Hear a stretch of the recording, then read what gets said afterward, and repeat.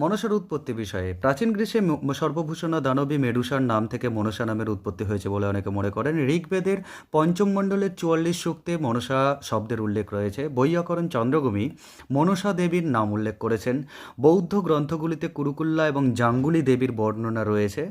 বঙ্গদেশে মনসা দেবী পদ্মাবতী, কেতকী, জরৎকারু, বিষহরী ইত্যাদি নামে পরিচিত। দশম এবং দ্বাদশ শতকের পুরাণের প্রক্ষিপ্ত অর্বাচীন অংশগুলিতে কশ্যপ মুনির মন থেকে জাত মনসার বলে এর নাম মনসা হয়েছে বলে অনেকে মনে করেন। দক্ষিণ ভারতের নাগাম্মা, মুদামা, মঞ্চাম্মা ইত্যাদি সর্পদেবীর নাম পূজা প্রচলিত আছে।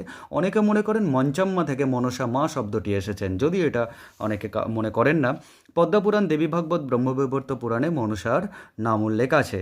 পশ্চিমবঙ্গে মনসা মঙ্গল নামে পরিচিত এবং পূর্ববঙ্গে পদ্মাপুরাণ নামে পরিচিত মনসার আখ্যানধর্মী কাহিনী কথা। এই হলো মনসা মঙ্গল।